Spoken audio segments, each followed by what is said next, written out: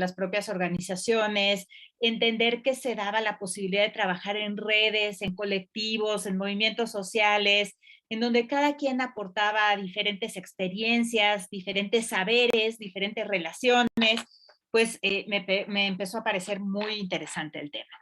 Y resulta que al trabajar con USAID en un proyecto que se llamó el Programa para la Sociedad Civil, en donde se apoyó a varias organizaciones a lo largo y ancho del país que están trabajando en diversos temas vinculados con derechos humanos, en fortalecer sus capacidades, yo desarrollé todo un programa de fortalecimiento en gobernanza y una persona con la que ahora trabajo muy de cerca y en muchos proyectos conjuntos es experta también en talento humano y en capital humano.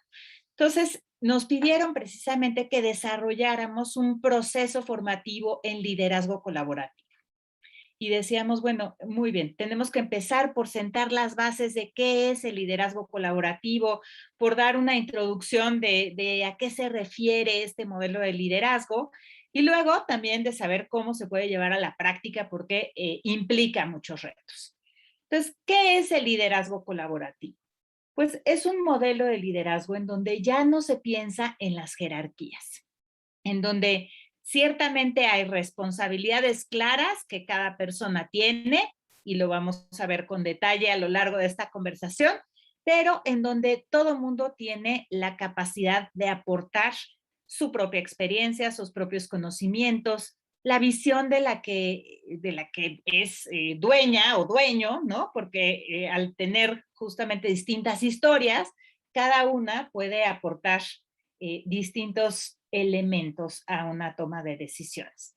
Por otro lado, veíamos, es un modelo en donde se utiliza más la influencia que el poder para convencer a los otros y a las otras, en donde lo que se pretende es justamente construir consensos para tomar un curso de acción u otro, pero no se descarta ninguna idea.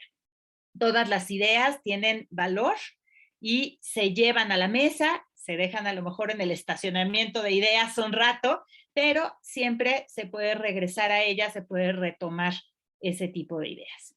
Y es un modelo en donde, por supuesto, tenemos que ser muy atentos a la manera en que nos comunicamos, precisamente para lograr que cada uno pueda aportar lo que puede y lo que quiere y lo que debe y lo que sabe a las distintas discusiones, pero en donde, por supuesto, ese diálogo se construye en todos los momentos. Por otro lado, veíamos, es un tipo de liderazgo en donde no es cada área o cada persona dueña de la información. Es un tipo de liderazgo en donde se promueve el aprendizaje conjunto, en donde se empoderan mutuamente las personas que están formando parte de un equipo para que todas y todos puedan saber más, para que todas y todos tengan más oportunidades y para que de esa manera, al unir todas esas capacidades que se van formando de manera conjunta, pues el potencial de la organización o del equipo sea mejor. Y también es un estilo de liderazgo en donde no se echan culpas cuando algo falla, en donde precisamente esos momentos en donde hay un obstáculo, en donde hay un error, se utilizan también para aprender. Entonces, esos son como algunos de los elementos básicos del liderazgo colaborativo. Es también un espacio, un tipo de liderazgo en donde la diversidad se ubica como un recurso muy importante, una fuente de riqueza y una fuente de innovación.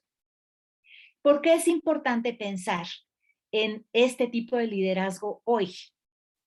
Pues si yo les digo, a ver, vamos a pensar en ejemplos de este tipo de liderazgo, si ustedes se ponen a buscar bibliografías, si se ponen a buscar clases o casos de éxito, pues puedo señalar desde un Pixar, desde un Wikipedia o ahora la Fundación Wikimedia que está promoviendo varias cosas. Y justamente estos casos de éxito se basan en que las personas juntas pueden producir y proponer soluciones más grandes que una persona sola. Precisamente por esa lógica de que cada uno aportamos nuestra experiencia, nuestros saberes y nuestra forma de ver el mundo. Estamos en un contexto que se llama, no sé si han escuchado esta frase VUCA, ¿no? El contexto Claro, VUCA, que es un contexto volátil, incierto, complejo y ambiguo. Volátil porque estamos en constante cambio, porque ya estábamos pensando que inició la vacunación y que ya íbamos a volver a las actividades cotidianas y vuelve a haber un semáforo en rojo, pero tampoco hay restricción de actividades, entonces es distinto el contexto a lo que era hace unos meses, ¿no? Entonces es un contexto que está en continuo cambio. Es incierto porque no tenemos claridad de en qué momento vamos a poder volver a lo mejor a nuestra vida como la teníamos en diciembre de 2019, ¿no? Todavía no sabemos si van a volver a clases los niños, si no van a volver a clases, si nuestro contexto laboral va a volver a ser en oficinas, si vamos a estar ahora siempre en un contexto híbrido. Tenemos mucha incertidumbre todavía sobre el futuro, ni siquiera tan lejano, ¿no? O sea, el futuro a un mediano plazo. Es complejo porque obviamente las problemáticas se van uniendo y se van haciendo más grandes, ¿no? Tenemos como la dificultad en temas de salud y de el contexto social, y se le suma a eso las dificultades en el contexto económico, que también son muy importantes, y si a eso le añadimos además, pues que tenemos cada vez que buscar nuevas oportunidades con distintos sectores, que tenemos que ser más versátiles, estamos hablando de un contexto bastante complejo. Y es ambiguo porque justamente podemos pensar en que cada uno de estos fenómenos que se nos presentan, pues tienen a lo mejor su parte negativa, pero también su parte positiva, ¿no? Porque tenemos a lo mejor, pues ciertamente ciertas crisis, pero eso a lo mejor nos está haciendo ver más el contexto local, tener más cuidado de nuestro entorno, poder poner más atención en las personas que nos rodean. Entonces, en un contexto así, un liderazgo tradicional, pues ya no aplica. ¿Por qué? Porque la persona líder, sin duda, tiene muchas características. Puede tener conocimiento técnico, que lo ha llevado a lo mejor, que la ha llevado a esa posición de liderazgo. Puede tener una inteligencia emocional muy desarrollada, que también es un elemento muy, muy importante. Puede tener extraordinarias habilidades de comunicación y de vinculación con otras personas, pero no puede tener todas las respuestas en su cabeza ante este entorno claro. tan complejo que estamos viviendo. Entonces, ¿qué pasa? Que justamente el promover este tipo de liderazgo y ahora vamos a ver más adelante cómo hacerlo, pues nos implica tener esta oportunidad justamente de canalizar el talento, la experiencia, las relaciones y la visión de muy diversas personas hacia el logro de un objetivo o de múltiples objetivos y hacia el poder enfrentar situaciones complejas o difíciles o obstáculos, retos que se nos presentan en nuestras organizaciones. En síntesis, digamos, de toda la literatura que he podido yo estudiar y de todas las formas en que hemos aplicado este concepto en diversas organizaciones, les puedo decir que se resume el liderazgo colaborativo en cómo pasamos de un sistema en donde el ego está en el centro a un ecosistema en donde justamente tenemos esta posibilidad de explorar juntos las mejores opciones para enfrentar esta realidad cambiante y compleja. Eso Como, como, como para entrar. como experta, desde luego, en la materia, nos has dado unas líneas sumamente enriquecedoras en torno a lo que en efecto implica el liderazgo colaborativo, y apelo un poco a esta parte de tú y nuestra formación original, que desde luego pues atañe necesariamente a estas características que has mencionado y dijiste la palabra y me encantó, el consenso. Es decir, apelaría en todo caso a un liderazgo, vamos a llamarle, democrático, un liderazgo horizontal, un liderazgo en el que las voces cuentan, las voces involucradas, como bien señalaste, las experiencias.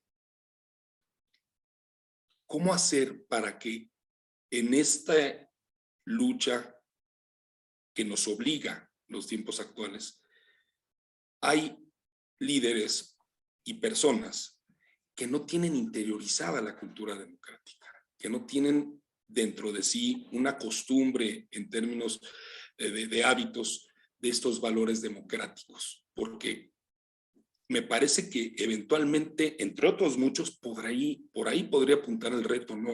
¿Qué piensas al respecto, querida Ana María? Bueno, son varias cosas. Primero, hay una caracterización de los tipos de liderazgo que me gusta mucho, que es de Daniel Goleman, el experto en inteligencia emocional. Y ciertamente uno de los estilos de liderazgo es el democrático.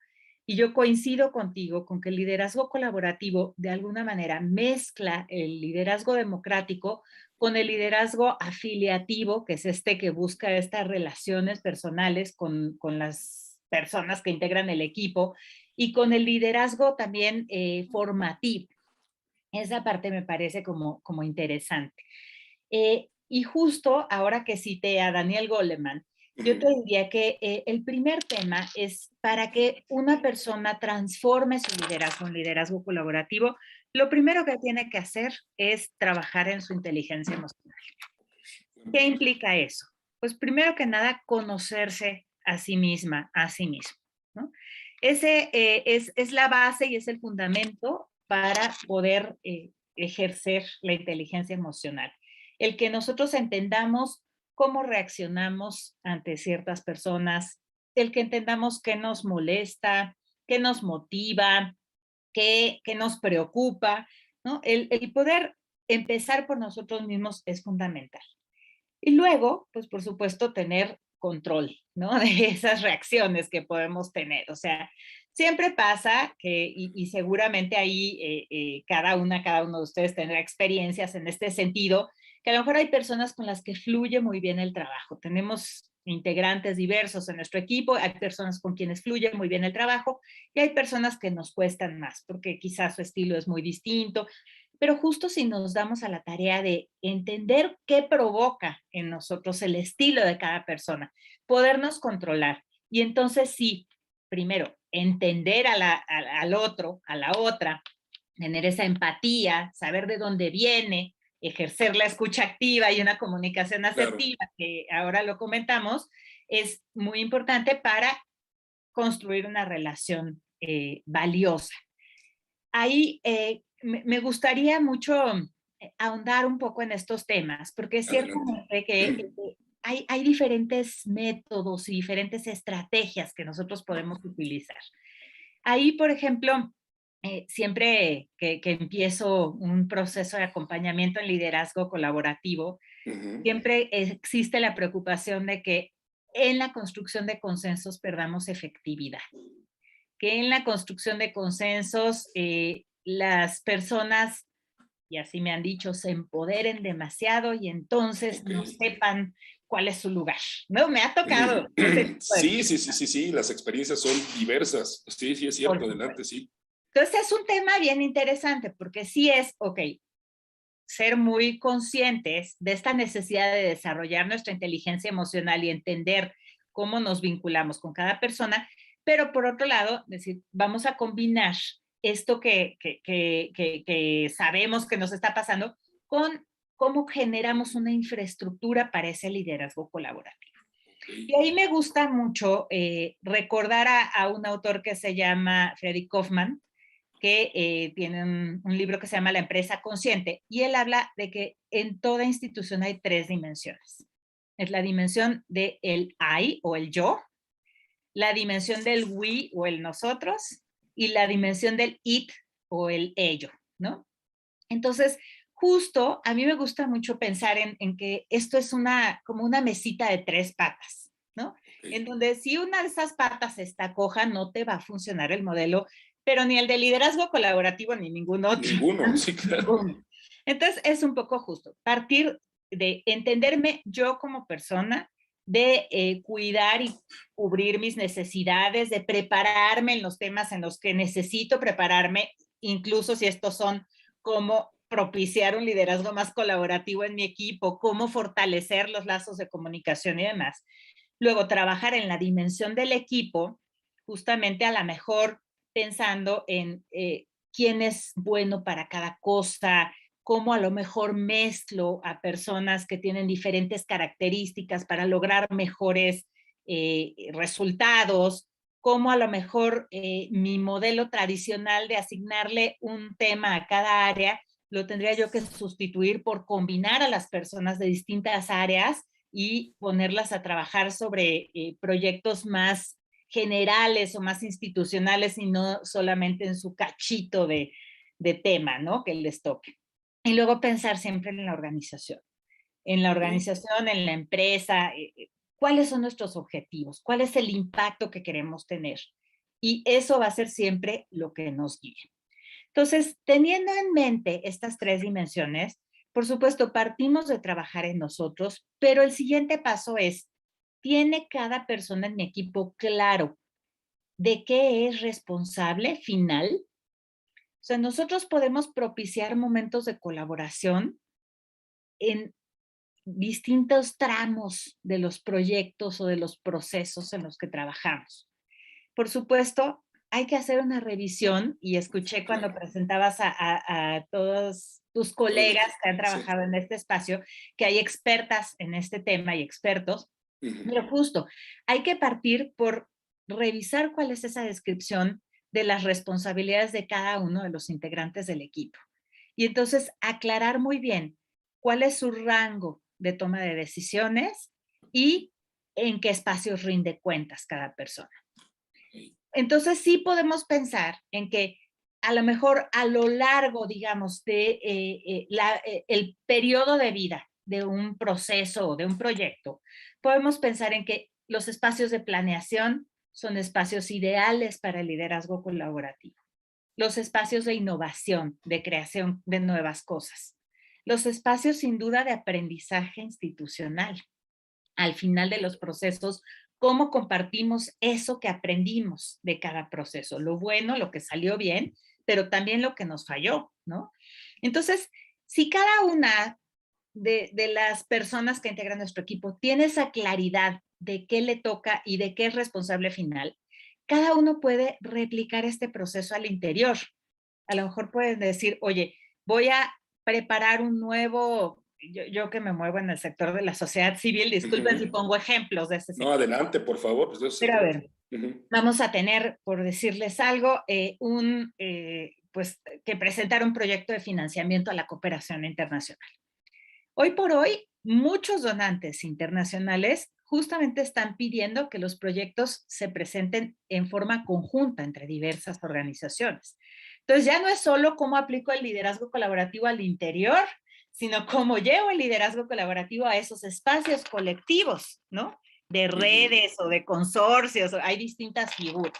Entonces, justo es tener esa claridad de que a lo mejor cada organización tiene su expertise, cada organización tendrá que fortalecer ese aspecto dentro de un proyecto conjunto, pero justo cada persona, cada representante de cada organización tendrá que saber cuál es su responsabilidad final dentro de ese proceso. Perdón, Alex. No, no, no, no, adelante. Fíjate que esto que estás mencionando acomoda muy bien con una pregunta que nos están haciendo aquí por Zoom, Patricia Fierro Ángeles. Fíjate, dice, ¿es aplicable en el sector público el liderazgo colaborativo que en el sector público se maneja de una forma tan jerárquica? Pregunta ella. Dice, el liderazgo colaborativo implica, como lo has mencionado,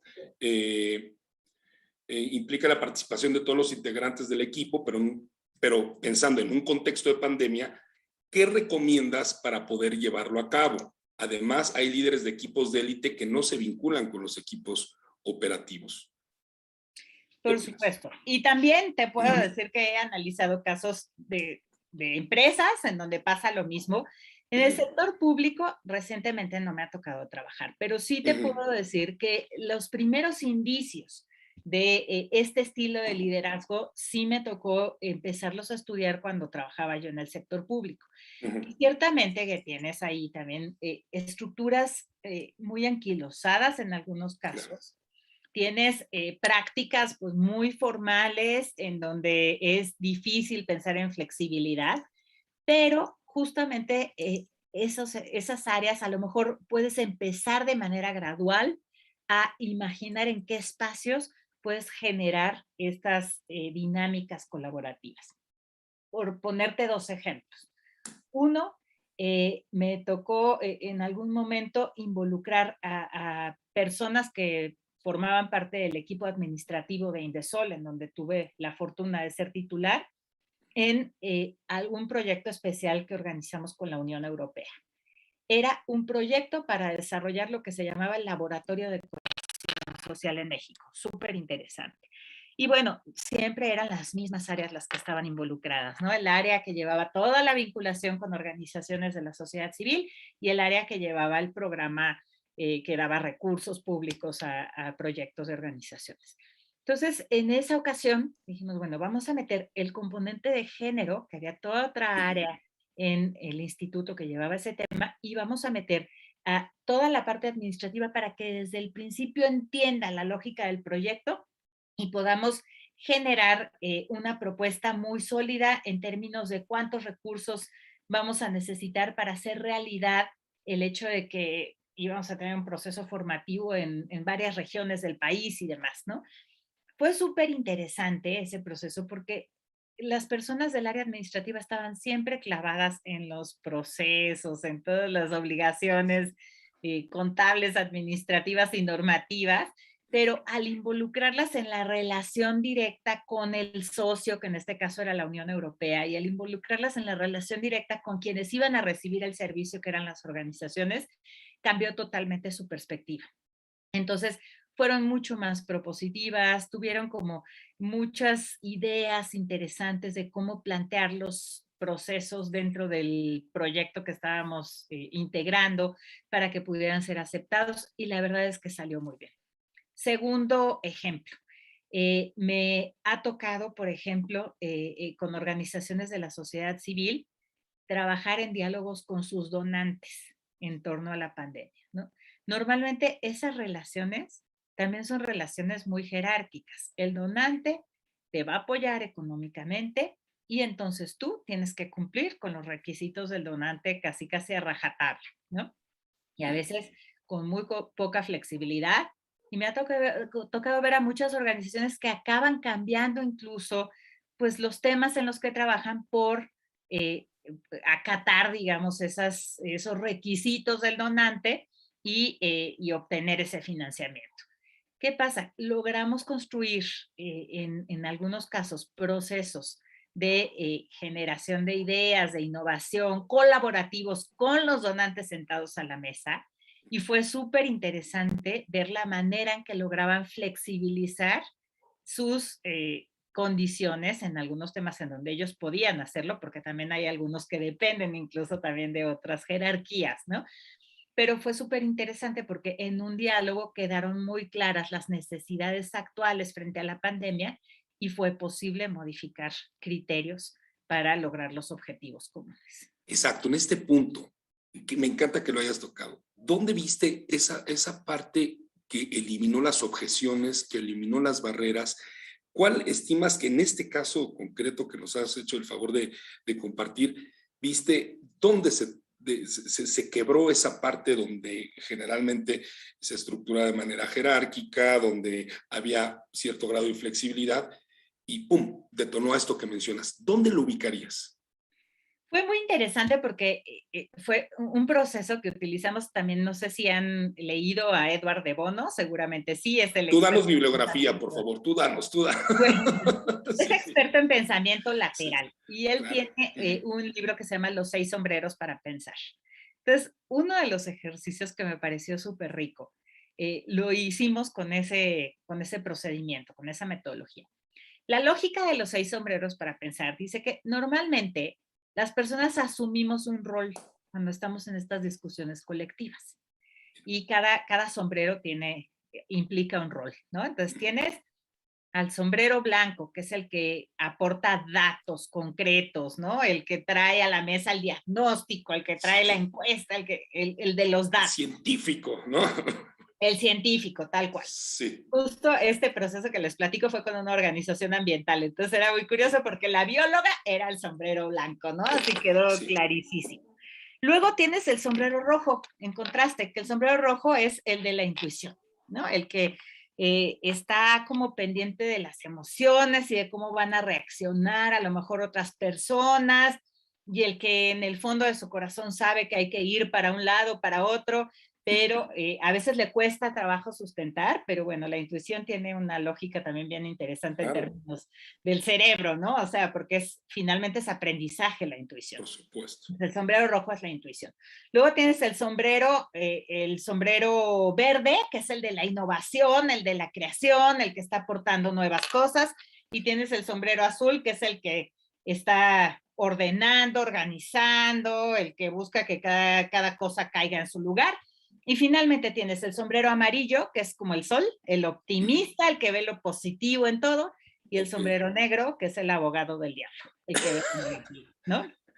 Sí, sí, claro. Entonces, fue súper interesante porque ya después de haber hablado de las necesidades, de las broncas que se estaban viviendo en las comunidades, de cómo pues ya no se habían gastado muchos de los viáticos que se habían previsto en los proyectos porque la pandemia pues impidió que la gente viajara y demás, hicimos el ejercicio de los sombreros y fue, a ver, normalmente tú eres el donante y tú eres el que, o eres el sombrero negro o eres el sombrero azul, o cuando mucho el blanco. Vamos a cambiar. Entonces te toca a ti, donante, ponte el sombrero rojo. Dime qué intuyes que va a pasar en las comunidades. ¿Qué piensas? ¿Cómo crees que va a evolucionar esta situación? ¿Qué tipo de necesidades crees, aunque no hayas visto una encuesta ahorita en papel, que van a tener esas comunidades que ahorita no tienen acceso a Internet, que sus hijas e hijos no están accediendo a la escuela como los de zonas urbanas, tal, tal, tal? Entonces, era así de cambiar de rol, ¿no? Ok. Pensarlo desde otro punto de vista. O le decimos, a ver, en vez de ser el sombrero negro, ahora el amarillo, ¿qué es lo que puede salir bien?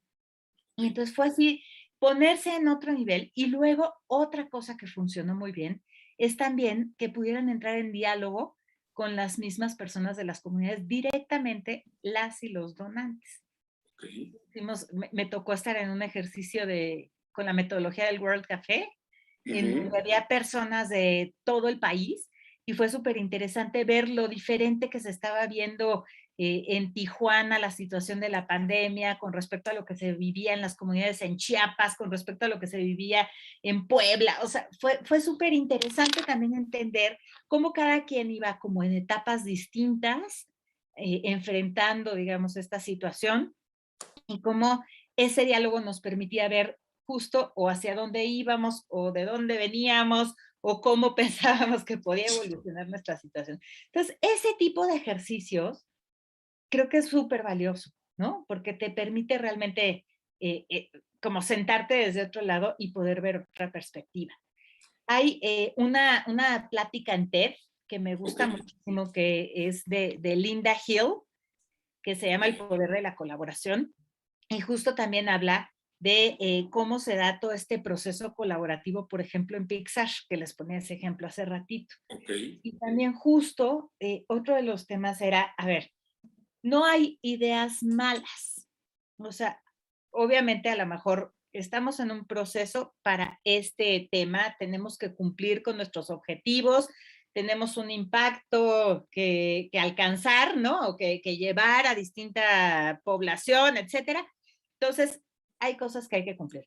Pero el resto de las ideas podemos dejarlas como en stand-by y llegar al momento en que las podemos utilizar. Entonces, justo el también tener estos procesos de aprendizaje, incluso en el sector público, para volver a la pregunta que nos hacían, creo que también puede ser algo interesante. Tenemos obviamente responsabilidades. Bien decían desde que estudiábamos tú y yo la Sí. carrera que compartimos, pues que existía, o sea, que todo mundo podía hacer aquello que no estaba prohibido, pero Ujú. por la ley. Pero los Sí. servidores públicos solo podían hacer lo que estaba permitido por la ley. Sí, Entonces, sí. sí es cierto que en el servicio público tienes más restricciones, pero también es cierto que si buscamos espacios específicos en donde integrar estos procesos colaborativos, nos podemos llevar sorpresas muy agradables. Pero volvemos a lo mismo, a lo mejor es en los espacios de planeación, el poder de verdad incluir en la agenda institucional espacios de innovación. Esa es una palabra que también me parece que en el sector público está haciendo mucha falta, ¿no? Exacto. Pero justo, como sí tener como esa intencionalidad de integrar esos espacios y los terceros es espacios de aprendizaje, ¿no? De aprendizaje institucional, pues. Entonces, digamos, el poder tener esa práctica y la intención de integrarlos conscientemente nos puede permitir, a lo mejor incluso en estructuras tan duras como las que existen en el sector público, pues tener esta posibilidad también de espacios de colaboración.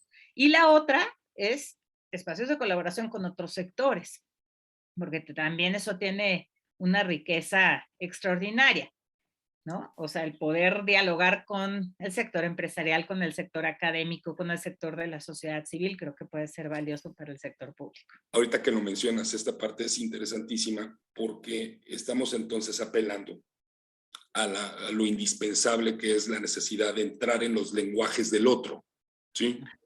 En el sentido de que, y ocurrió y es de una manera muy frecuente, el caso que pongo ahora con el nuevo gobierno, bueno, ni tan nuevo, 3 años, pero bueno, el nuevo régimen, cómo muchas empresas querían dialogar con un grupo de gente, más allá de filias y fobias, que quede claro, queriendo establecer los mismos parámetros de comunicación a como dialogaban con gobiernos anteriores.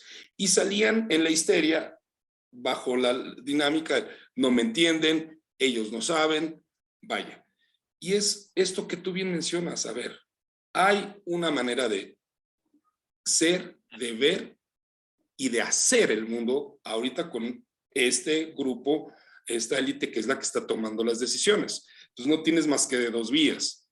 Agarras tus chivas, tus maletas y te retiras, o estableces un mecanismo de estos lenguajes para hacer clic, para conectar y encontrar esto que tú bien mencionas. ¿Dónde está la parte de la flexibilidad? ¿Dónde está la parte donde tienes oportunidad de avanzar? Muy probablemente no será como antes, pero de no ocurrir nada a hacer esto que tú y yo, y mucha gente conoce muy bien, que es de la política, el arte de lo posible, pues ya puedes ir avanzando en ese sentido. No sé si estás de acuerdo. Totalmente. Otra de las cosas que me encantó cuando me empecé a meter a este rollo del liderazgo colaborativo es un concepto que se llama desaprender.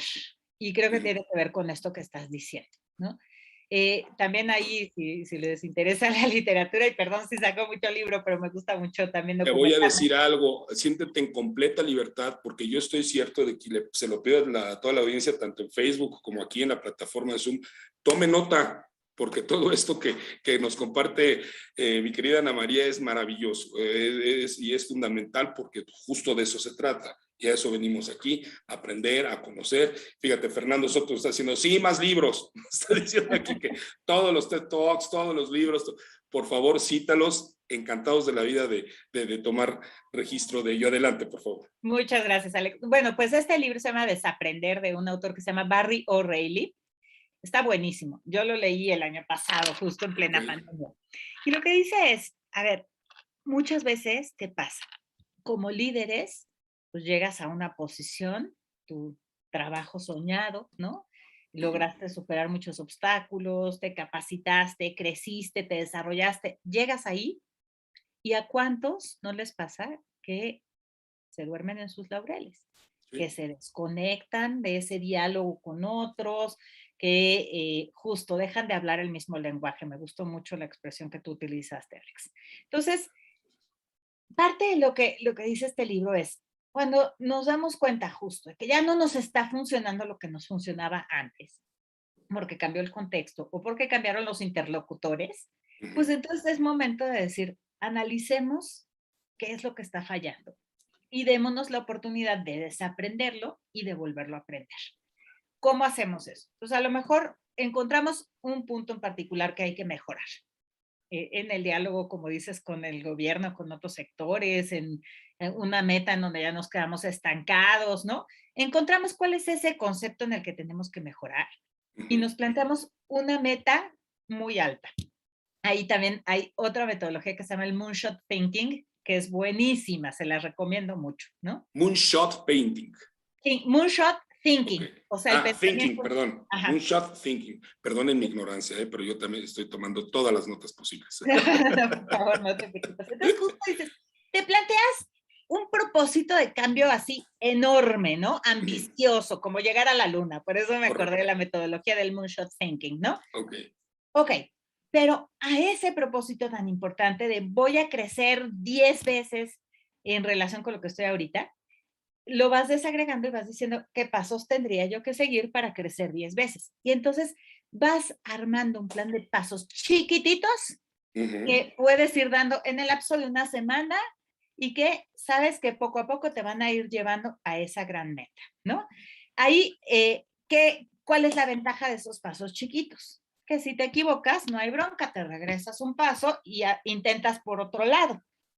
Entonces, esa metodología de desaprender lo que dice es, o sea, nos planteamos una meta ambiciosa, vamos desarrollando pequeños pasos y si falla, ya aprendiste. Entonces, integras el proceso de aprendizaje y construyes un paso hacia otro lado.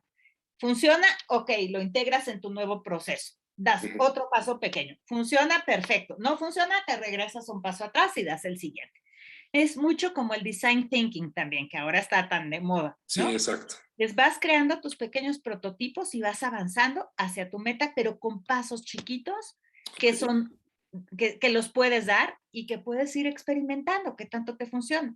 Y eso se los diría pues para casi que para cualquier bronca de liderazgo, ¿no? O sea, como hace rato nos preguntaban, o sea, ok, vamos a integrar la colaboración. Me preocupa que en el sector público no sea factible. Vamos a empezar con pasos muy chiquitos, con este proceso de planeación. Voy a innovar en este tema que está bajo mi control, que no tengo bronca a lo mejor a la hora de reportarlo. Lo pruebo, me funciona, doy el siguiente paso y propongo y a lo mejor funciona, ¿no? Exacto, porque los liderazgos políticos que tú y yo conocemos muy bien, en los liderazgos del servicio público, pareciera ser que en las estructuras de esto, en las partes que están justo debajo de la pirámide, como que, si no miedo, a lo mejor no es la palabra, si hay una cierta reticencia. No vaya a ser que el jefe vaya a decir algo, no vaya a ser que el líder se vaya a molestar. Pero esto que apuntas es clave, es en qué lugares tengo o puedo tener yo el control y puedo ir generando esos cambios que por muy pequeños que sean, van orientados y perfilados justo a una transformación en el ser, en el hacer y en el liderar, perdón. Ahora, fíjate, déjame contarte algo bien interesante. Por favor. Me pasó en una organización que es fascinante lo que hicieron, porque estaba la fundadora, que era la directora de la organización, y de pronto la invitan a dirigir un proyecto internacional, y entonces dice, pues voy a abrir un proceso para elegir a la nueva directora. Había 2 áreas sustantivas en la organización, y las cabezas de esas 2 áreas se unen y hacen una propuesta para tener una codirección. Nunca había visto eso, déjenme decirles, me pareció fascinante. Y entonces nos llaman para hacer un proceso de acompañamiento porque nos dicen, nosotras estamos muy bien, hemos dividido nuestras funciones, una está más enfocada hacia adentro, a lo programático, la otra más enfocada hacia afuera, hacia las relaciones públicas, la vinculación, etcétera, pero que nos preocupa que el equipo trae esta idea de que pueden participar en todo y quieren participar en todo, quieren que todo sea colaborativo y nos preocupa porque llega un momento en que ya, o sea, se nos está saliendo de control, ¿no? Porque ya no sabemos realmente hasta dónde, pues, propiciar que la colaboración siga y hasta dónde empezar a controlar. Fíjate qué interesante. Aquí les preocupó porque todo el mundo quería estar en todo, ¿no? Entonces, justo parte de la solución todavía no la hemos logrado, o sea, estamos empezando ese proceso, pero parte de lo que pensamos en el diseño de ese proyecto fue, tenemos que encontrar también cuáles son los espacios de rendición de cuentas mutua, o sea, la mutua rendición de cuentas. Porque justo también es cierto que, así como dijimos, hay espacios, hay temas que están bajo tu control, también es cierto que tenemos que entender en dónde y ante quién y cuándo y cómo rinde cuentas cada quien. Entonces, por supuesto, pues si tienes tú claros los procesos al interior de la organización, si tú sabes cómo se va a evaluar el desempeño, si has desarrollado indicadores, pues sabes que cada quien tiene que cumplir con aquello de lo que es último responsable, como dijimos hace rato, ¿no?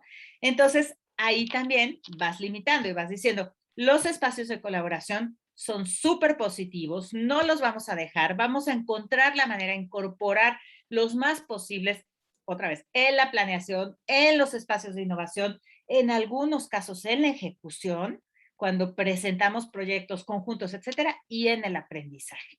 Pero cada quien va a tener como esa claridad de en qué momentos rinde cuentas ante quién. Y en un modelo de liderazgo colaborativo, la rendición de cuentas tiene que ser mutua.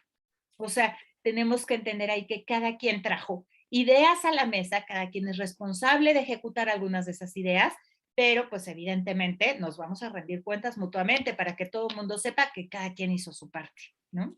Hay un talante, como mencionaba al principio, democrático en esto, en el sentido de los valores que implica este diálogo que traiga frutos y que tiene que ver desde luego con una interiorización de la democracia en la manera en cómo se desempeña o desenvuelve alguien. Sin embargo, quisiera conocer tu punto de vista sobre el que en una época como la nuestra, en la que muy probablemente por primera ocasión en la historia, confluyen tantas generaciones en un mismo momento. Y cuando hablamos de tantas generaciones, estamos hablando, perdóneseme la etiqueta, pero es como una manera de identificar. Sí, claro. Desde el baby boomer, generación X, millennial, ya los centennials se están incorporando al mercado laboral, y estamos hablando de 4 visiones del mundo radicalmente distintas, con ni mejores ni peores. Estamos hablando que cada una con sus características, cada una con sus momentos, cada una con, en resumen, visión del mundo. ¿Cómo amalgamar? Y quisiera perfilarlo a esta parte que tú muy bien tienes, que es las buenas prácticas del liderazgo colaborativo, ¿sí? ¿Cómo ir amalgamando de cierta manera estas visiones, estas maneras de entender las cosas que muchas veces ocurre de maneras tan, quizá que suelen ser a broma, pero que son de un dramatismo y una realidad de que no, yo no me meto a ese rollo del teléfono porque no es para mí, dice el que nació después de los 40. Y de repente el que nació después del año 2000, haz de cuenta que se levanta y antes de hablar ya maneja el teléfono móvil. Todo esto, ¿cómo se concilia? ¿Dónde encontrar esa parte donde puedan tenderse puentes? Bueno, creo que justo has dado en el clavo con uno de los temas que me parece fascinante de este estilo de Gracias. liderazgo. Y es cómo aprovechamos esos talentos de cada quien, ¿no? Porque ahí creo que hay una oportunidad muy importante de aprendizaje mutuo, ¿no? A mí, algo que me gusta mucho también es pensar al líder o a la líder como mentora, ¿no? Como mentor. Entonces, ciertamente que ese es un rol bien importante. Yo no me siento en el escritorio a dar órdenes y a buscar que cada persona haga su parte de un proyecto, sino que justamente uno entablo diálogo con cada persona de mi equipo, porque ese es un tema en donde es fundamental que conozcas a cada uno, a cada una. A lo mejor no los reclutaste tú, a lo mejor, digamos, hay varios niveles debajo de ti en la jerarquía y a lo mejor es poco factible pensar en que vas a tener una relación uno a uno con 400 personas, ¿no? O sea, también entiendo que hay diferencias. Pero sí decir, bueno, por lo menos con las personas que están más cerca de mí, sí voy a tener ese diálogo uno a uno y voy a tratar de entender cuáles son sus fortalezas y cuáles son sus áreas de oportunidad.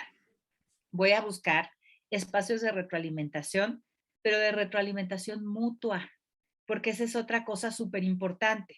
Normalmente, cuando empezamos a trabajar así procesos de liderazgo, digo, la retroalimentación todo el mundo le saca, ¿no?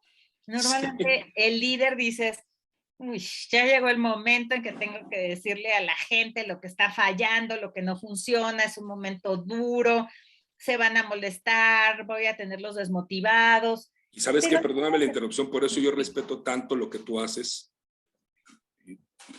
Te lo digo con toda la transparencia, claridad y cariño, porque en un país como el nuestro, en el que si bien en ciertos espacios somos muy, perdónenme la manera como lo voy a decir, muy gallos, en la gran mayoría de aspectos, si no se trata del tema laboral, en honor a la verdad y sin generalizar, pero es una constante, rehuimos al debate.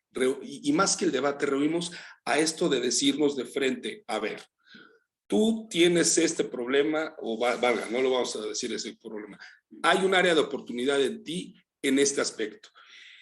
Y muchas veces volteamos y tenemos que estar midiendo la palabra, midiendo el tono, no vaya a ser que se nos vaya a enojar y no resulte que se trate del jefe, Ana María, ¿no? Porque ahí es donde es todo un tema. Es una cultura muy peculiar la nuestra. Pero es que normalmente esos espacios de retroalimentación no existen porque, ¿qué pasa? A lo mejor tienes un proceso formal de evaluación y es el único momento en donde hay esa retroalimentación o cuando algo falla, ¿no? Cuando algo salió mal. Entonces es el momento en que el jefe te va a decir, no quiero que esto vuelva a suceder, hay que cuidar esto, o en la evaluación, pues sí, a lo mejor te sacan el punto de tu área de oportunidad o lo que sea. Si nosotros también buscamos tener espacios de retroalimentación frecuente, en donde podamos hablar de lo que sale bien, de lo que sale mal, y como líderes preguntar cómo te puedo ayudar para hacer mejor tu chamba, entonces ahí van a salir también cosas que nos van a decir a nosotros de, oye, ¿sabes qué? Pues es que estoy integrándome a la organización y no tengo acceso a ti, o sea, la verdad es que cómo quieres que haga bien las cosas si no me han explicado cómo las tengo que hacer. Entonces, es también un momento de aprendizaje para mí como líder. Es decir, saben que no llevamos un proceso de inducción adecuado, saben que esta persona a lo mejor la incorporamos luego a un proyecto cuando teníamos que haberla llevado desde el paso cero para que entendiera la lógica de ese proyecto. Entonces, esos espacios, la retroalimentación yo la veo como de tres formas, ¿no? Uno es el coaching. Cuando tienes una persona que es nueva en tu equipo o a lo mejor que es nueva para una función, le acabas de dar una oportunidad, la promoviste, pues es un momento en donde tienes que estar muy cerca, en donde probablemente tienes que tener reuniones periódicas cada semana, poderle ir diciendo esto va bien, esto va mal, esto quiero que se haga así, decirle cómo se ve el éxito, ¿no? O cómo se ve el producto que vas a probar. Oye, pues a mí me gusta, no sé, que todos los documentos de análisis pues lleven esta sección y esta otra y esta otra. Entonces ahí te pido que te documentes y que hagas esto. Pero es un momento en donde tienes que estar muy presente de manera constante. Luego, cuando ya la persona adquiere las capacidades, entonces viene ya el momento de la retroalimentación. Y ahí te digo, o sea, es la positiva y la negativa. Y acuérdense, siempre hay las reglas. Aquí hay muchos expertos, no tengo que decirles. La positiva se da en público, la negativa en privado. Siempre hay que buscar también destacar como lo bueno y lo malo de cada persona. Ahí leí una vez de la técnica del sándwich, ¿no? En donde decía que cuando vas a dar una retroalimentación negativa, la puedes poner entre dos positivas, pero hay que ser muy claro sobre qué tiene que cambiar, sobre qué expectativas hay y hay que buscar un compromiso de la otra parte.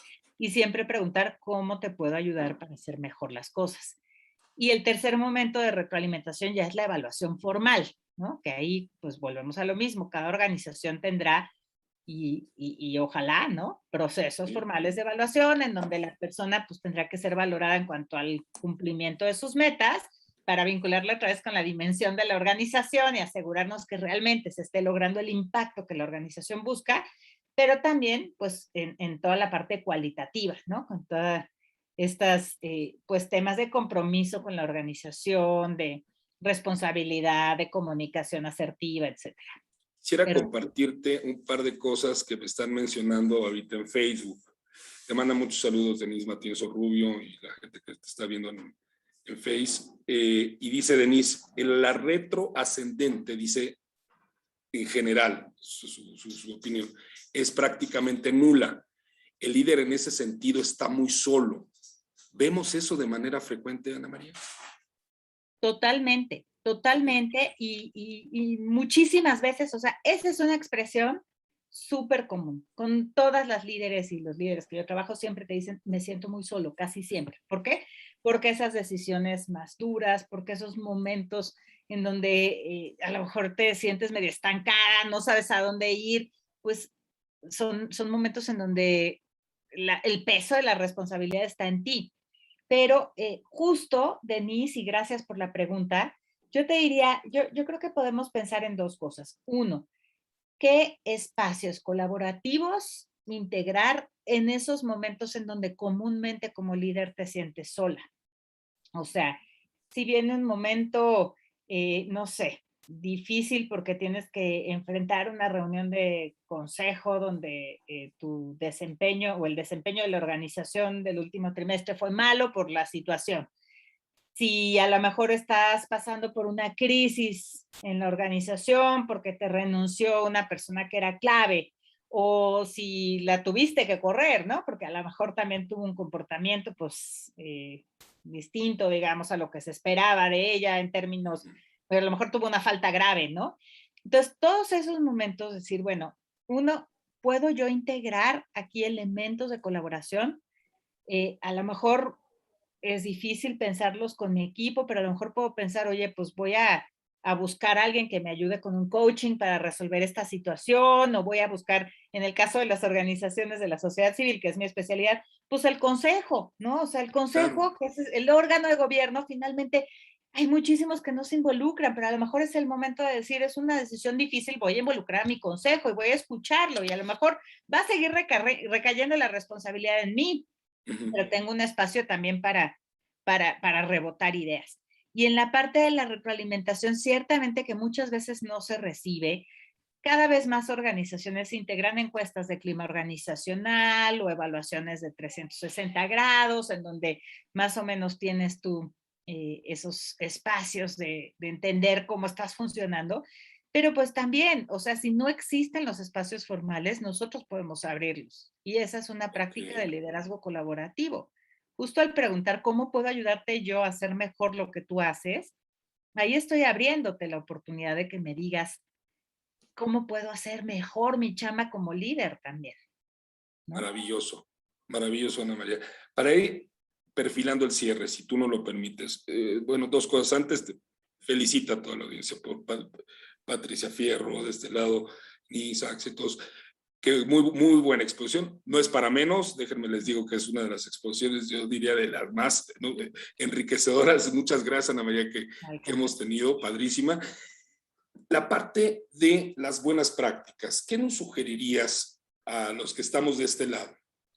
De observar uno como buenas prácticas, y si nos compartieras para aquellos que estamos también involucrados en el mundo del coaching, etcétera, etcétera, alguna suerte de herramienta, alguna suerte de algo que tú digas, mira, a mí me ha funcionado este aspecto, me ha funcionado esto en determinado momento, que nos pudieras dar así a grosso modo alguna, como dicen por ahí, una embarradita de todo esto que sabes y que eres una experta, querida Ana María. No, hombre, al contrario, Alex. Pues muchas gracias a todas y a todos por sus generosos comentarios y por su participación. Yo les diría, a ver, buenas prácticas. Uno, sí tener claridad de que este tipo de liderazgo es retador, sí es diferente a lo que estamos acostumbrados y sí vamos a tener que salir de nuestra zona de confort. Pero, ¿cómo lo podemos llevar a la práctica? A ver, uno, trabajemos en nosotros. Sería el primer tema. Y yo creo que ese nos aplica también, ¿no? Como Sí, sí, sí. coaches en esta parte. O sea, lo primero es sí trabajar en nosotros, sí darnos el espacio en nuestra agenda para prepararnos, para meditar, para Sí, reflexionar, para entendernos, ¿no? Es lo primero, o sea, creo que la base es como en los aviones, ¿no? Primero te pones la mascarilla tú, claro, más o menos tratas de entender la crisis, la situación, planeas, piensas, o sea, trabajar en nosotros es lo primero. Segundo, con relación al equipo, no se puede tampoco tan fácilmente decir vamos a incorporar prácticas colaborativas de un día para otro y todo va a cambiar. Asegurémonos de que cada quien entiende justamente cuál es su función y su responsabilidad final y tratemos de integrar paso a pasito con esa lógica de desaprender que les comentaba, esos espacios de colaboración. Eso se relaciona mucho a lo mejor con la forma en que gestionamos a nuestro equipo. A lo mejor tenemos reuniones uno a uno con nuestros reportes directos y esa es la única vinculación que tenemos con el equipo. Probemos tener diferentes tipos de reuniones para diferentes propósitos, a lo mejor reuniones generales, no nada más para el pastel de cumpleaños, que luego nos quedamos ahí, ¿no? No es Es la nada más para típica, el ¿no? pastel. Muy nacional, ¿no? Claro, no se trata nada más de establecer ahí como relación social, sino decir, a ver, vamos a tener estas reuniones y vamos a seguir aclarando a lo mejor equipo por equipo, con cada área de aquellas que coordino en mi organización, esta lógica de qué son responsables finales, cómo vamos a diseñar la toma de decisiones al interior de la organización, es decir, qué decisiones puedes tomar tú solo, qué decisiones tienes que tomar con tu equipo, qué decisiones tienes que llevar al siguiente nivel, a lo mejor con otros equipos, y qué decisiones sí te tiene que aprobar la líder o el líder, ¿no? Entonces, diseñemos esos espacios y tengamos momentos también de retroalimentación como equipos, ¿no? Porque hablábamos hace rato de la retroalimentación uno a uno, pero también estos momentos de decir, estamos aprendiendo una nueva forma de ser líderes y vamos a ver qué nos funciona y qué no nos funciona. Y vamos a lo mejor a discutirlo juntos. Ese es otro espacio colaborativo, cómo mejorar nuestro liderazgo colaborativo, ¿no? 3, si establezcamos buenas prácticas de comunicación, ¿no? Creo que ese tema, o sea, no me metí tan a detalle porque decías que el otro día lo platicaron con Ale, pero justo es comunicación asertiva y efectiva, las dos cosas, Sí, ¿no? claro, porque una cosa es que hablemos bien y otra cosa es que eso traiga resultados. Totalmente. Entonces cuido, obviamente, como emisor y como Sí, sí. receptor. Cuido mi escucha, cuido mi argumentación, cuido cómo pido las cosas, cuido cómo acepto un compromiso si es que me lo están pidiendo. Cuido cuando la riego, cómo me disculpo o cómo pido que me rindan cuentas cuando algo salió mal. Y todo esto lo llevo también a prácticas de comunicación institucional, que creo que es un tema muy importante.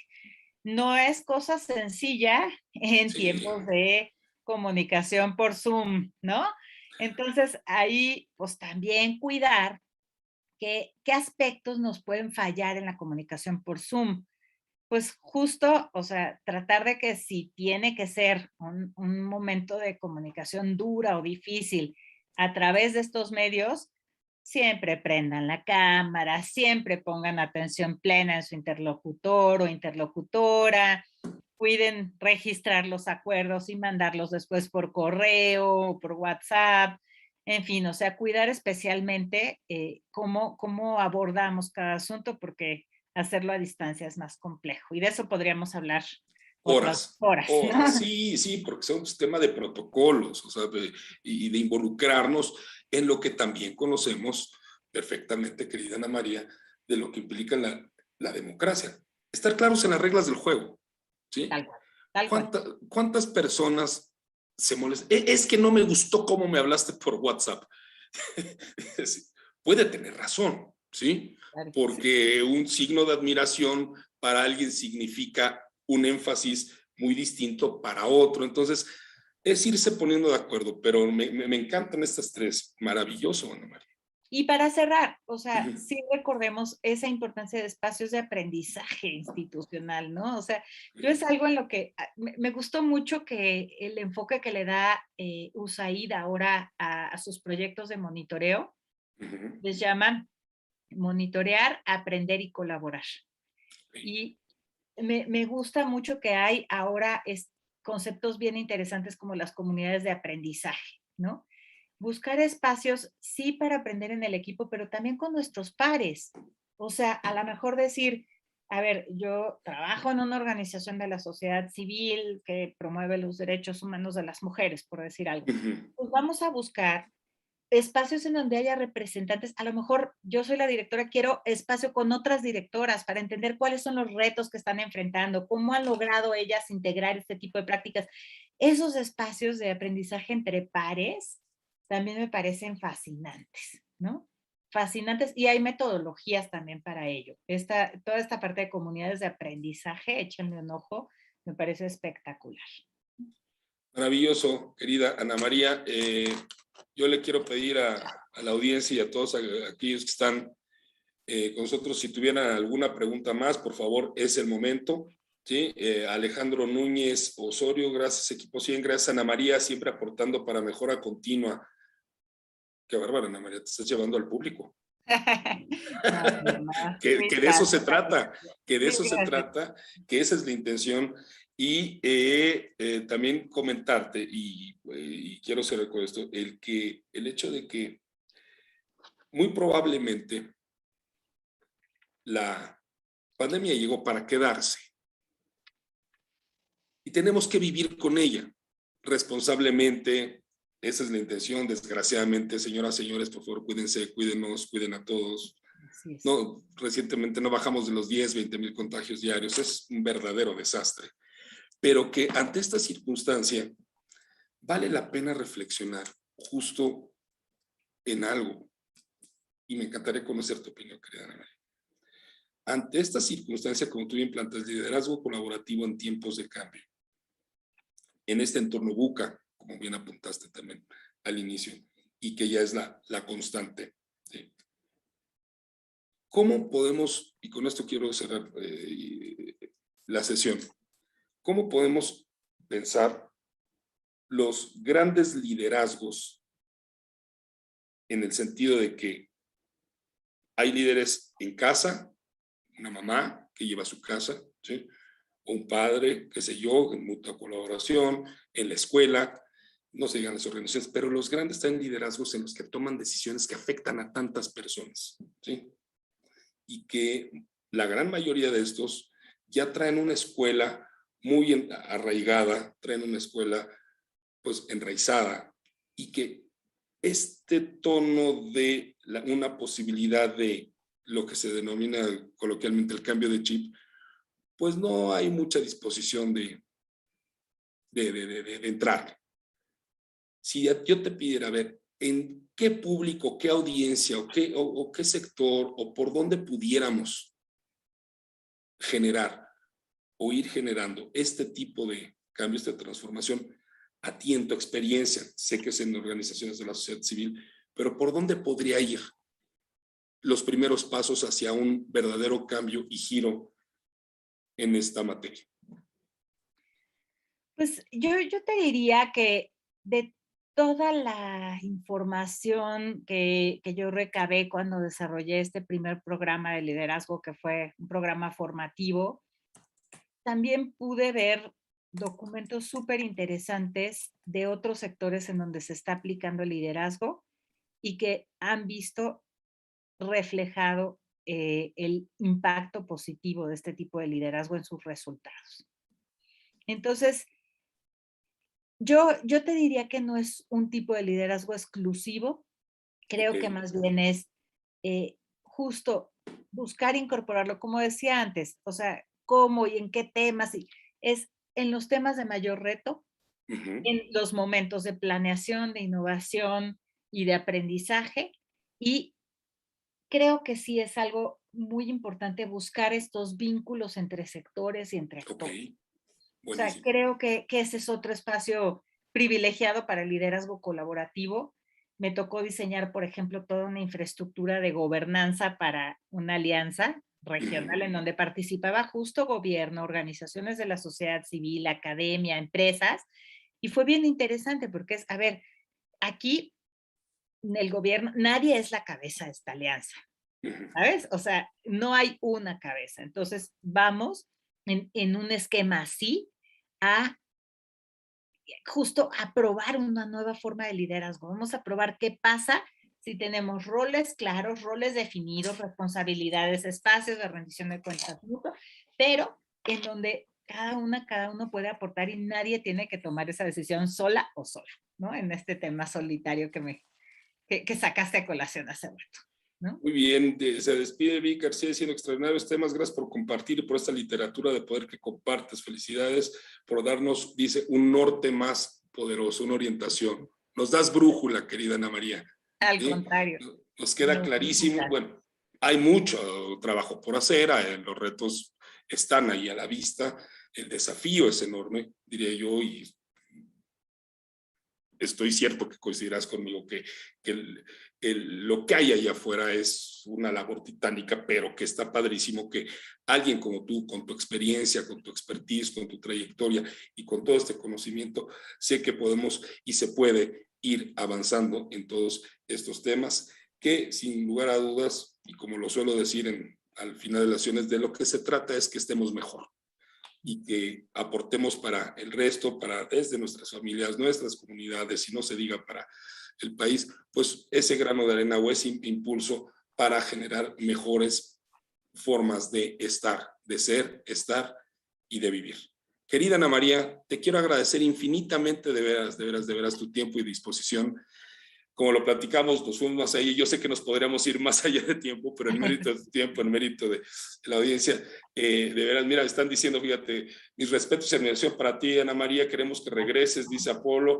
Fernando Briviesca, muchas gracias, muy interesante tema, felicidades. De veras, querida Ana María, infinitas gracias por haber estado con nosotros. Muchísimas gracias a ustedes por la invitación. Yo encantada. Podríamos estarnos hablando de esto. Sí, claro. Traigo un proyecto ahí con Fundación Merced, que ya platicaste, que trabajo con ellos, de armar un diplomado sobre estos temas, porque me parece que hay muchísimo que seguir como escudriñando sobre el liderazgo colaborativo, ¿no? Exacto. ¿En dónde te pueden encontrar la audiencia? ¿En qué redes estás? ¿En qué espacios? ¿En dónde te pueden seguir? Mira, pues no soy tan activa en Twitter como quisiera, porque, ¿no? Pero estoy como Ana María León N en Twitter. Ajá. Estoy en LinkedIn como Ana María León, en Facebook como Ana María León también. Les puedo poner mi correo con mucho gusto en el chat, si quieres. Por favor, si eres tan amable, sí. Lo que se les ofrezca, ahí estoy. Ese es el personal, tengo uno institucional, pero yo creo que este es el que veo más. Se lo digo para que te dé la gente en Facebook que nos está siguiendo, es A de Ana, es amaria.leon@gmail.com. Por favor, síganla, por favor, contáctenla. De verdad que es una experta de primera línea de calidad mundial en la materia. Querida Ana María, una vez más, muchísimas gracias por estar con nosotros. Espero que no sea, que no sea la última, que sea la primera de muchas. Mientras tanto, 100 y todo el grupo que lo conformamos, y estoy cierto que toda la audiencia te deseamos mucho éxito, que sigan los éxitos, que siga esa enorme labor y tan bonita que haces, tan productiva y sobre todo tan transformadora. Te lo agradecemos de nueva cuenta, te reconocemos, te apreciamos y te deseamos mucho éxito y permanecemos en contacto. 100 es tu casa, querida Ana María. Muchas gracias de verdad por la invitación y yo encantada de regresar.